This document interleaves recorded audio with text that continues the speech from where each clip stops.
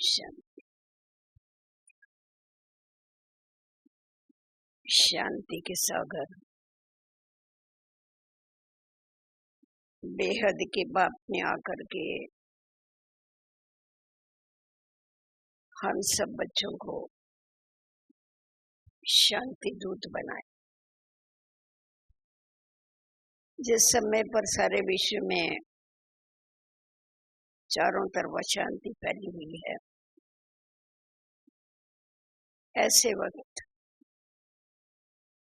हम शांति दूतों का क्या कर्तव्य है, इसका ज्ञान सागर ने हम बच्चों को ज्ञान दिया। सबसे पहले बाबा ने आकर के हम बच्चों को रचता और रचना का ऐसा प्रकाश दिया, समझ दी, जो हम स्व को और स्व के पिता को जान गए। बाबा ने सिर्फ स्वयं का परिचय नहीं दिया,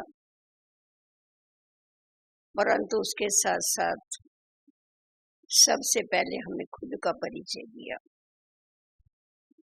ज्ञान एक प्रकाश है और जिस प्रकाश के अंदर आने से हमारा अज्ञान का अंधकार दूर हो गया, हम आत्माएं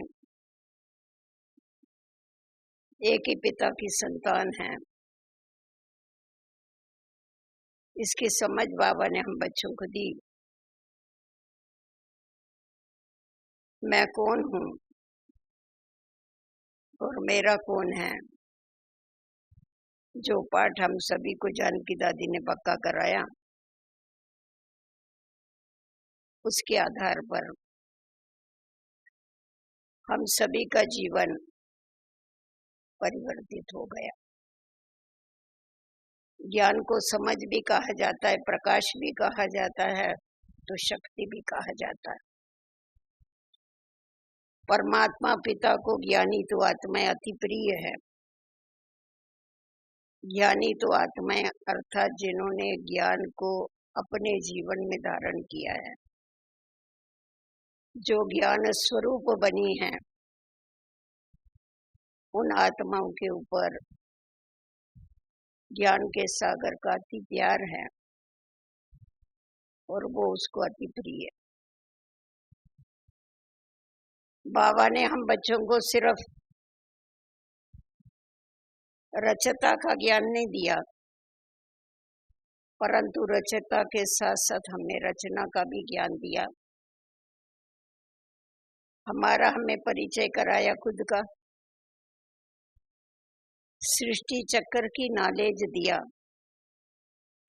और जिस सृष्टि चक्र की नॉलेज के आधार पर हम कमजोर आत्माओं में समृद्धि आ गई, क्योंकि स्मृति से समृद्धि आती है। तो बाबा ने हमें कल पहले वाली याद दिलाई कि तुम मेरे वही विजयी रतन हैं, तुम मेरी वही शक्तिशाली आत्माएं हैं, तुम मेरे वही शांति दूत है, जो सारे विश्व में शांति और शक्ति फैलाने के निमित्त बनने वाले। इसकी जानकारी मिलने के बाद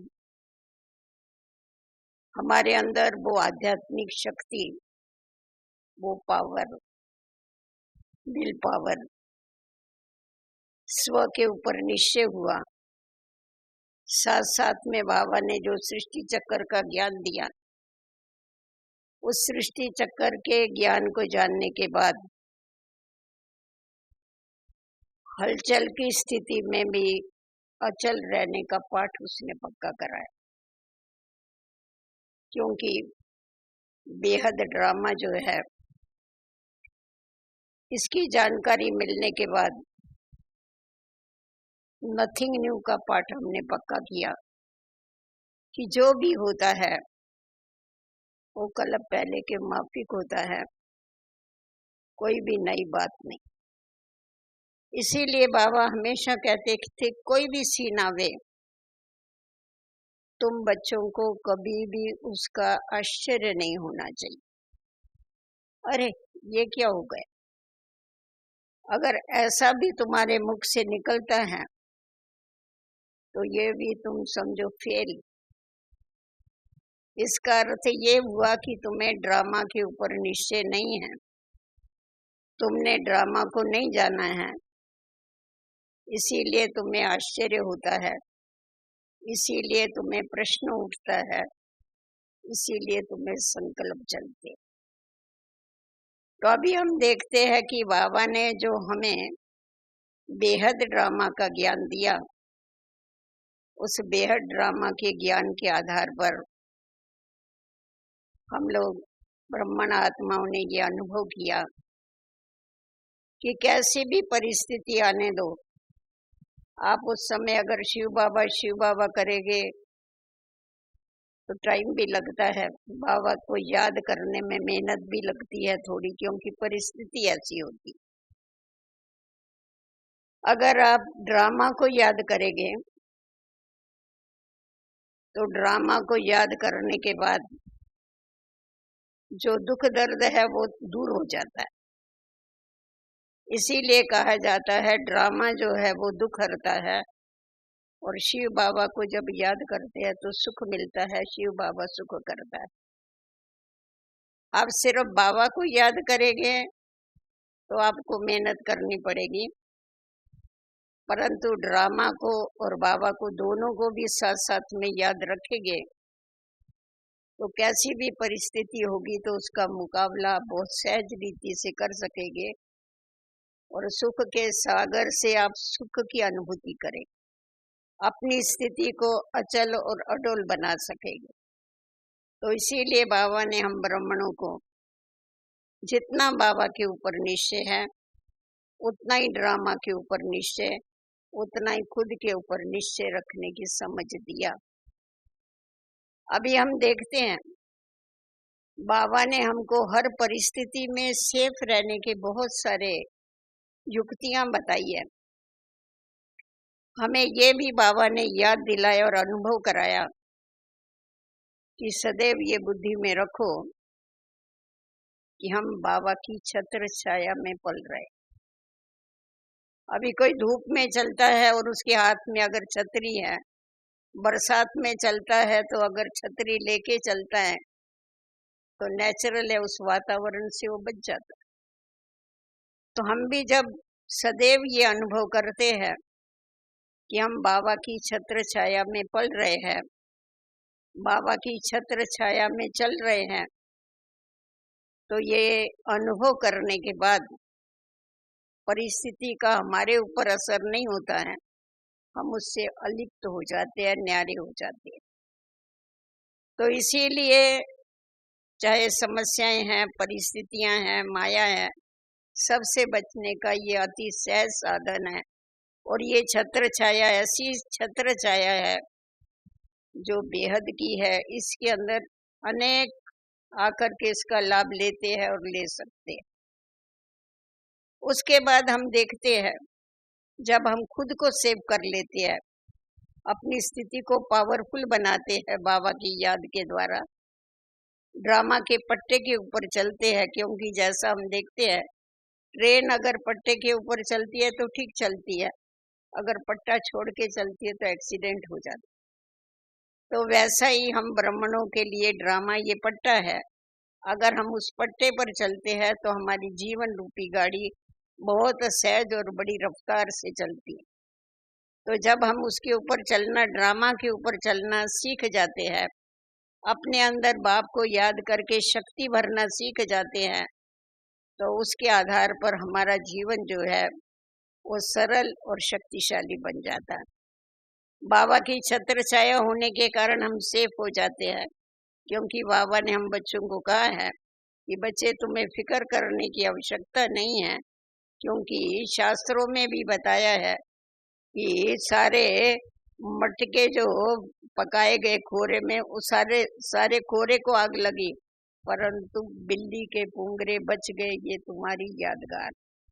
तो इसीलिए हमें ये बाबा के महावाक्यों के ऊपर गारंटी है और उसका हमें अनुभव भी होता है कि बाबा हम बच्चों को कितना सेफ रखता है। जब हम खुद सेफ हो जाते हैं तो हमारा कर्तव्य क्या बनता है, क्योंकि हम जो बाबा के बच्चे हैं, जैसा बाबा विश्व का पिता है वैसा हम बाबा के साथ साथ इस विश्व को परिवर्तन करने के लिए, ये विश्व मेरा परिवार है, क्योंकि मेरे बाबा का परिवार सो मेरा परिवार, ये सारे मेरे भाई बहन हैं। इस समय पर परिस्थिति के कारण जो अति दुखी हो रहे हैं, त्राही त्राही कर रहे हैं, उनको शांति और शक्ति की मुझे किरणें देनी है, उनको सुख और शांति का अनुभव कराना है। इस बात को हमें प्रैक्टिकल में लाना। इसीलिए बाबा ने एक बड़ी अच्छी बात हम बच्चों को बताई है कि बच्चे सदैव याद रखो कि हम शांति दूत हैं। अगर तुम्हें ये याद रहेगा, चलते फिरते उठते बैठते हम शांति दूत है, तो तुम खुद भी शांत रहेगे और शांति की किरणें भी फैलाते रहेंगे। अगर खुद भूल जाएंगे शांति दूत है, ऐसा नहीं जब भी तुम बाबा की याद में बैठो उस समय शांति दूत हो, उस समय शांति की किरणें दे सकते हो, ऐसी बात नहीं है। आप 24 घंटा शांति की किरणें सर्व को दे सकते हो, क्योंकि मनुष्य आत्माएं त्राही त्राही कर रही। हम लोग निश्चिंत क्यों हैं, क्यों आश्चर्य नहीं लगता है, क्योंकि बाबा ने पहले से ही हम बच्चों को बता दिया है कि बच्चे ये सब कुछ होना है। ऐसी सिचुएशन आएगी जो तुम घर के बाहर नहीं निकल सके। घर के बाहर निकलना तो छोड़ो, पर जिस समय हमने देखा बॉम्बे में ताजमहल का जिस समय पर बड़ा हादसा हुआ था, बाबा ने कहा ऐसा समय आएगा तुम घर की बारी खिड़की भी नहीं खोल सके। तो इसीलिए हमारे लिए तो नई बात नहीं है, क्योंकि पहले से ही बाबा ने ये सब कुछ बता के रखा है। और विशेष हम ब्राह्मणों के लिए बाबा ने ये समय हम बच्चों को दिया है अपनी उन्नति करने के लिए, क्योंकि बाबा हमेशा हम बच्चों को ये कहते हैं बच्चे स्व उन्नति और विश्व सेवा इन दोनों का बैलेंस रख करके चलो। परंतु हम देखते हैं कि स्व उन्नति तो करते हैं, परंतु विश्व सेवा करना ये जरा ज्यादा इजी होता है और स्थूल में आता है, इसीलिए ज्यादा ध्यान विश्व सेवा की तरफ हमारा लग जाता है। इतने बिजी हो जाते हैं जो अपने लिए समय नहीं दे सकते हैं। तो कहा जाता है कि ये ड्रामा बड़ा कल्याणकारी है। तो कल्याणकारी ड्रामा होने के कारण जो भी हुआ है, ऐसे समय पर हमें इस समय का जो हमें समय मिला है, इसके लिए हमें अपनी आत्म उन्नति करनी है। इसके लिए हमें तपस्या करके अपने में शक्तियां भरनी है, क्योंकि हम दाता के बच्चे हैं। हमें सारे विश्व को दाता बन, वरदाता बन, शांति शक्ति आनंद देना है। इस समय मनुष्य आत्माएं जो इतनी अशांत हुई है, उनको शांति की किरणें हमको पहुंचानी है। उसके लिए हमें एक एक स्थान पर जाने की आवश्यकता नहीं है, परंतु हमने ये भी हम बच्चे प्रैक्टिस करते और की भी है कि हम लाइट हाउस और माइट हाउस है। लाइट हाउस कहाँ चल के नहीं जाता है, माइट हाउस चल के नहीं जाता है, एक स्थान पर होकर के चारों तरफ वो अपनी किरणें फैलाता है। तो वैसा ही जब हमारा कनेक्शन सर्वशक्तिवान बाबा के साथ है, तो हमारे अंदर वो माइट भी आती है, लाइट भी आती है, और जो हम चारों तरफ शांति और शक्ति की किरणें फैलाते।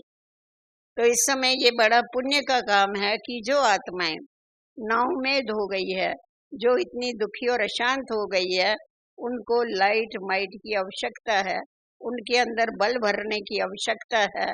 वो हम संकल्पों के द्वारा भर सकते हैं। वाणी तो पीछे पहुंचती है, व्यक्ति पीछे पहुंचते हैं, परंतु संकल्प जो है वो बहुत उसकी स्पीड होती है। सबसे तेज संकल्प है।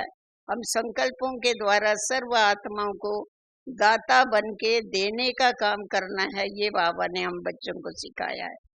तो इसीलिए हम जो शांति दूत है, शांति दूत कोई 2-4 घंटे के लिए नहीं होते।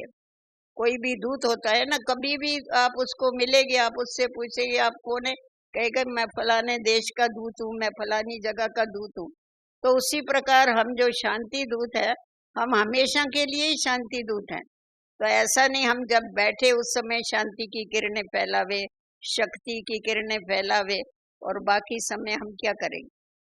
बाकी समय भी हमको वही कार्य करना है। तो बाबा कहता है बच्चे चलते फिरते उठते बैठते तुम्हारे को ये काम करते रहना है, आत्माओं तक वाइब्रेशन फैलाते रहना है शांति के। क्योंकि हम जितना जितना शांति में रहते हैं उतना उतना हमारे शांति के वाइब्रेशन जो है वो चारों तरफ फैलते हैं। वैसे भी हमेशा कहा जाता है कि जो हठयोगी होते हैं उनके जो वाइब्रेशन है वो 36 माइल दूरी तक जाते हैं, परंतु राजयोगियों के जो वाइब्रेशन है वो सारे विश्व तक जाते हैं। तो हमारे वाइब्रेशन सारे विश्व तक पहुंचते हैं, इसीलिए हमारे को सदैव पावरफुल स्थिति में स्थित होने की आवश्यकता है। तो बाबा कहते कि बच्चे ऐसे समय पर तुम्हें अंतर्मुखता की गुफा में बैठ करके खुद को चेक करते हुए खुद को चेंज भी करते रहो और सारे विश्व को शांति का दान भी देते रहो, क्योंकि ये शांति का दान ऐसा महादान है, इस जैसा दान दूसरा कोई नहीं हो सकता है। परंतु ये वो दे सकता है जिसका खुद का स्टॉक भरा हुआ होगा।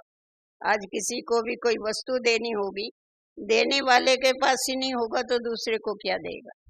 तो बाबा कहते बच्चे ये तो थोड़ी बहुत रिहर्सल है जो तुम लोग देख रहे हैं, आगे चल के तो बहुत कुछ होना है। इसीलिए तुम्हें अपना शक्तियों का स्टॉक और सर्व ईश्वरीय प्राप्तियों का स्टॉक अपने पास जमा करना है, क्योंकि तुम्हें डायरेक्ट बाबा के द्वारा सब कुछ मिलता है। बाबा ये ऐसा शब्द है, ये सर्व खजानों की चाबी है। हम जिस समय एक ही बारी दिल से बाबा कहते हैं तो सर्व खजाने हमारे आगे हमें दिखाई पड़ते हैं और उसकी प्राप्ति होती है। तो हमें ये लगन लगनी चाहिए कि जो हमें मिला है वो सारे विश्व को देना है। हम जानकी दादी को कभी कभी कहती थी, दादी आप इतनी मेहनत करते हैं, सब जगह पर जाते हैं, क्यों इतनी मेहनत कर रहे हैं? दादी कहती थी मेरे को जो बाबा से मिला है ना वो मेरे को बांटना है, मेरे को जो बाबा ने दिया है ना वो मुझे सबको देना है, क्योंकि सब बाबा के बच्चे हैं। तो बाबा ने सिर्फ हमको हमारे को रखने के लिए नहीं दिया है, परंतु हमको सब तक पहुंचाने के लिए दिया है, क्योंकि हम बाबा के हैंड्स है। कोई भी चीज दी जाती है तो हैंड्स के द्वारा दी जाती है ना। तो हम जब बाबा के हैंड्स है तो बाबा को जो भी ईश्वरीय प्राप्तियां करानी है वो हम बच्चों के द्वारा ही करानी है। इसीलिए हमें सदैव अपने ऊपर ध्यान रखते हुए खुद बाबा से लेना है और सारे विश्व को देना है। अगर ये लगन हम रखेंगे और अपना समय, श्वास और संकल्प जो है वो सदैव सेवा में लगाते रहेंगे तो हमारी जीवन तो सफल होगी होगी, परंतु अनेक आत्माओं के लिए हम गाइड बन सकेंगे, अनेक आत्माओं को रास्ता बताने वाले बन सकेंगे, अनेक आत्माओं का उद्धार कर सकेंगे। क्योंकि हम विश्व कल्याणकारी बाबा के बच्चे होने के कारण हमारे को विश्व का कल्याण जरूर करना है। विश्व तक पहुंचना तो इम्पॉसिबल बात है हर एक व्यक्ति को, परंतु हमारे संकल्प सारे विश्व तक पहुंचते हैं और सारा जो वातावरण है वो परिवर्तित होता है। आप थोड़ा समय अगर इस बात के ऊपर जरा ध्यान करें, देखेंगे आजकल जो वातावरण चल रहा है, बाबा कहता है ना धीरे धीरे लोगों में वैराग्य की वृत्ति होगी। क्योंकि जब बहुत दुख का वातावरण होता है, बहुत समस्याएं होती है, तो उस समय मनुष्यों को वैराग आता है। और जब वैराग आता है तो उस समय अगर आप बैठ करके किसी को समझाएंगे तो क्या होता है, वो जो ज्ञान है उनके अंदर वो उतरता है। तो अभी ऐसा समय है, सर्व आत्माओं में ज्ञान का बीज डालना ये हमारा फर्ज बनता है। अभी धरनी तैयार है, धरनी तैयार करनी पड़ती है ना, खेती वालों को धरनी तैयार करनी पड़ती है, उसके बाद फिर उसमें बीज डालते हैं तभी वो उगता है। तो अभी परिस्थिति ने, प्रकृति ने धरनी को तैयार किया है, सभी की बुद्धियों के ऊपर हल चलाए है। हमारा काम है अभी उसमें शांति, शक्ति, ज्ञान इसका बीज डालना, जिससे उनको भी फल मिले और चारों तरफ सारी जो सृष्टि है वो परिवर्तित हो और सब सदा के लिए सुखी और सब शांत हो। ये हम ब्राह्मण बच्चों का कर्तव्य है। इसीलिए हमें अपना समय कभी भी बर्बाद नहीं करना है, परंतु हमें अपना समय सफल करते हुए वो सफलता जीवन में प्राप्त करनी है। ओम शांति।